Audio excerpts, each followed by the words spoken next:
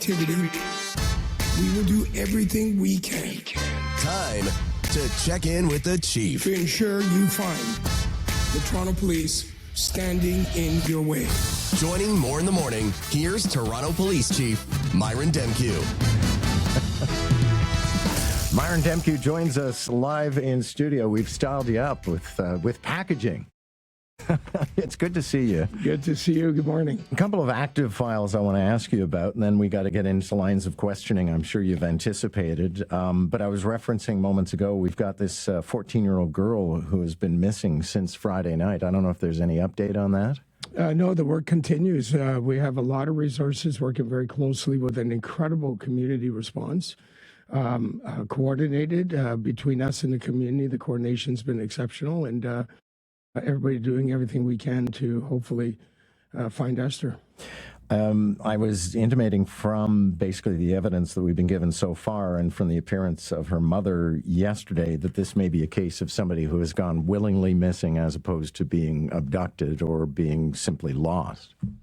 Well, I don't want to qualify it too much at this stage. There's a lot of work happening right now to try to resolve this. So I think our energy is very much focused on doing all we can to bring her home safely. There is an unfortunate, actually the word I used was unsavory situation that has unfolded in Barcelona. 3 Toronto police officers who apparently were there on a soccer tournament who ended up in an alleged assault and perhaps even an altercation with undercover officers in Barcelona. Can you update us on that situation? Yeah, I appreciate the opportunity to discuss that. It's obviously a matter of great public interest. All 3 officers are now back in Canada. I have suspended all 3 officers with pay. Yesterday, at the first available opportunity, I confirmed their suspensions. We are making efforts to connect with the police in Spain to get the details we need for our processes to commence and to make sure whatever we do is supporting the Barcelona police in whatever process they're going through in their justice system. And we'll do everything we need to do at this end to hold our members accountable based on these allegations. You're the boss, obviously, but how much of a situation like this do you think you as chief have to wear? Well, listen, right now in these moments, as chief, what I'm focused on is making sure that we're doing everything we possibly can to hold those members to account and to support the work that the Spanish police have done thus far. But importantly, also to make sure our organization understands the standards of this service and what we expect of members and make sure that we're doing everything we can to hold members accountable where it's appropriate. I also do want to take a moment and recognize that we have over 8,000 members who come to work each and every day. They work with courage, distinction, and integrity. And I do want to take a moment and recognize that the few people that we talk about from time to time in these instances do not reflect the vast majority of our members who serve with great courage every day, keeping the city safe. Mayor Olivia Chow yesterday referencing this and Project South and perhaps even Hank and Zigna's memoir says that you need to do something to recover the city's faith in Toronto Police Service. Public trust in policing is fundamental. And police chief has quite a bit of work to earn back the trust of the folks, and also by rooting out any officers that have allegedly committed any kind of wrongdoings, including serious criminal offenses. Okay, is that fair game or is that politics? Well, I think, trust is fundamental to our ability to succeed. There's no question about that, John. And when I became chief a number of years ago, my first goal was to improve trust in and within the Toronto Police, because we know it's fundamental to our ability to succeed as a police service. I can tell you that our response has been swift, it's been determined, and we are going to tackle these issues. In fact, reflecting on these days, when I was signing my extension as chief, some of these things I already knew were coming. And I'll tell you, as a leader... So Project South, you knew that was coming? Okay. As a police leader, you reflected these moments on your role, and the role is to lean in and lean in hard. and make sure that we're addressing the concerns that we have as an organization and that quite properly our communities have. So if I could just take a moment and talk about that for a second. Let's be clear, there's zero tolerance for corruption in the Toronto Police Service. We have stood up our anti-corruption unit. We are expanding our abilities and professional standards. Our members wear this uniform with honor and distinction, and it's a privilege to wear this uniform. And I'll tell you what I'll be telling recruits later today, and I've told sergeants recently. If you are a corrupt police officer, I'd like you to quit. I'd like you to not wear this uniform because you don't deserve to wear this uniform. And make no mistake about it, you better be looking after your shoulder because we're going to be coming after you. We are committed to dealing with the issues and, importantly, to recognize again, these are a few small numbers that tarnish the reputation of so many people doing incredible work. We're going to support those who are doing the incredible work every day by holding members to account who need to be held to account. This is a tough question, but the mayor saying what she said yesterday supports what sources have told me, which is that you and the mayor don't have a particularly good relationship.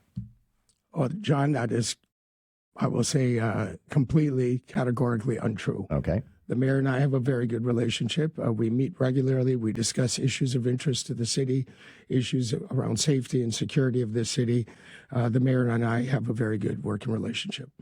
Wanted to ask you about former chief of homicide, Hank Exina, and his memoir. And one of the fiercest allegations in it is that there is anti-Semitism in Toronto Police Service, and in particular, one individual who I know the identity of, but he declined to identify. But here is Hank when he was on with Jim Richards talking about the culture in Toronto Police Service. I've gotten a lot of messages and Me Too stories from serving police officers, and they're caught in that bind where they'd like to speak out, they can't. They don't trust in the system, and I've talked with several officers and civilian members of the police service who have left in recent months, and they've just said we've been trying so hard, it's just not getting any better, and there's some real issues. Now, I know there was some question when this memoir was published. People said, well, why didn't you complain about it back in the day? I think the larger issue is it a legitimate accusation? Well, I think first and foremost, it's important to say that there's no room for anti-Semitism discrimination in policing. There has never been, and we have systems in place and processes in place to address that again as swiftly and as transparently as we possibly can. We are committed to delivering services free of bias, free of prejudice, of course, and Torontonians can expect when they call the Toronto Police, they'll be treated fairly and equitably in every encounter, and we definitely have systems in place to deal with that. Now, I do respect the lived experience of our member, and certainly not going to comment on those observations. What I can comment on is that we are investigating what's been put before us in the form of a book. Our professional standards is seized with that. They have advanced it to the Law Enforcement Complaints Agency. We're waiting to hear back from them. And of course, our Police Service Board has made a request of the Inspector General of Policing. So we are committed to working with everybody who's necessary to address any concerns. But as far as systemic issues around anti-Semitism, we're not seeing evidence of that. We are definitely an organization made of people. We're not necessarily perfect. We understand that. We have incredibly good, strong governance, and we're committed to delivering services free of any kind of bias or prejudice. Because the individual in question is no longer with Toronto Police Service, but I found the story somewhat appalling because it seems such an old school thing to be anti-Semitic like that in a workforce, and to be able to be in command and to utter something like that without shame. Well, listen, I think what's been alleged is concerning, and that's not the kind of behavior that the Toronto Police stands for or supports in any way. In fact, like I said, we have very strong governance in this regard, and we do everything we need to do to deal with those instances if and when they come up. And at the risk of being accused of softballing you, I was checking out the dashboard this morning, and to be glib, we're behind schedule on homicides in this town. The track record this year is very good. Well, I think, John, it's an amazing year. Our homicide solve rate is in the high 80s now. We've We have all our homicides for this year, all but one have been solved thus far. And this is a record low, coming off of a record low year last year, forgive me. Yeah.